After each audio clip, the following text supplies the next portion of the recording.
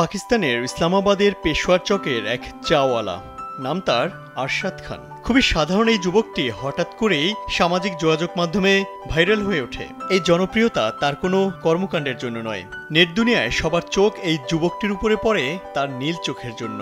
একেবারে সাদামাটা জীবন থেকে হঠাৎ করেই যেন সেলিব্রিটি। কিন্তু এই জনপ্রিয়তাই যেন কাল হয়ে দাঁড়িয়েছে নীলচোখা যুবকটির জন্য, কারণ এই চাওয়ালার জাতীয় পরিচয়পত্র ও পাসপোর্ট জব্দ করা হয়েছে। পাকিস্তান হিসেবে বিশ্বব্যাপী পরিচিত হলেও এই যুবকটি নাকি পাকিস্তানের নাগরিকই না। পাকিস্তান তাকে তাদের নাগরিক হিসেবে মানতেই চাইছে না। জব্দ হওয়া জাতীয় পরিচয়পত্র ও পাসপোর্ট ফিরে পেতে আরশাদ খান আদালতের দ্বারস্থ হয়েছেন। এসব বিষয় নিয়ে তিনি ব্যাপক আইনি জটিলতায় পড়েছেন। সংবাদ মাধ্যম এক্সপ্রেস ট্রিবিউন শুক্রবার এক প্রতিবেদনে এসব তথ্য জানিয়েছে।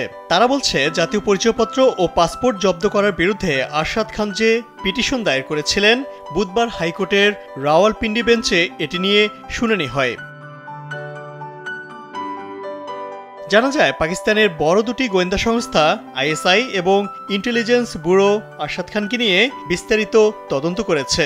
উভয় সংস্থা জানিয়েছে, আরশাদ খান আফগান নাগরিক। তার জন্ম ও বেড়ে ওঠা আফগানিস্তানে এবং পাকিস্তানের নাগরিকত্ব পাওয়ার তার কোনো বৈধ সম্পর্কও নেই।